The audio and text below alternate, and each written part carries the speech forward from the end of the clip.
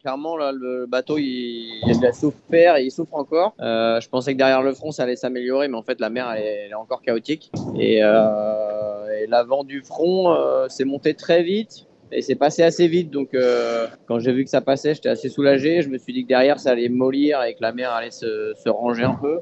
Mais en fait, c'est pas le cas du tout. Et toute la nuit, là, ça a été navigation avec moins de toile que ce que j'aurais dû faire et entre les grains. Donc, des fois, le bateau, il part à des vitesses que tu contrôles pas et ça tape dans tous les sens. Donc, pas si simple, hein.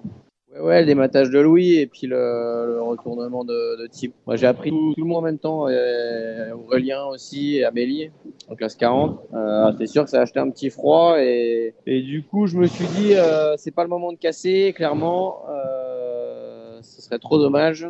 Le jeu, il va être ouvert encore derrière, donc certes, faut pas se faire distancer tant que ça, mais quand même quoi. Le jeu, on veut pas la chandelle. J'ai fait en fait derrière le front, il est passé hyper vite, du coup j'ai pas eu le temps de préparer mon virement, matossage, tout ça. J'ai fait ça derrière le virement. Du coup, je suis allé un peu partout, tu vois, pour dématosser, rematosser. Donc je l'ai fait pendant ce moment-là. En revanche, j'ai pas eu le temps d'aller faire le tout sur le pont, à part pour aller prendre des riz ou là quand je jette un coup d'œil à droite à gauche, mais tu vois, j'ai pas eu le temps là, au vu des conditions, pas eu le temps de vraiment prendre soin du bateau et regarder s'il y avait des trucs importants.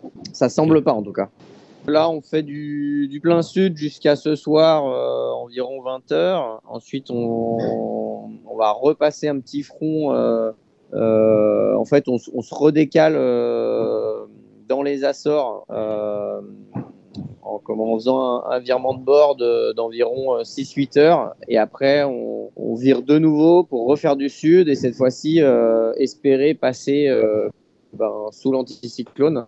Là, en fait, on est dans des angles hyper serrés. On va pas dire qu'on est au près, là. On est plutôt au reaching, mais il y a des angles qui sont vraiment pas agréables pour le bonhomme et le bateau. Et c'est sûr que je rêve que le soleil perce les nuages, on ait une eau caractéristique là bien bleue et que les poissons volent et qu'on fasse des belles glissades à travailler la glisse du bateau parce que là c'est un peu de la boucherie quoi. Je pense que j'ai placé le curseur là où je devais le placer. J'ai navigué un petit peu en deçà sur les moments un peu chauds quand la mer était vraiment formée. C'est toujours hyper dur de faire ça parce que en fait, tu as envie de continuer à cravacher et de continuer à être à côté des copains. Et puis à un moment donné, tu lâches le morceau et là mentalement, c'est dur. Donc, je m'en sors pas trop mal. Ma position est assez correcte. Je pense que j'aurais pu être clairement, j'aurais pu être avec Paul et rester longtemps ensemble. À un moment donné, moi, j'ai lâché le morceau et lui, il a continué. Voilà, ça aurait pu ne pas passer non plus, donc pas de regret.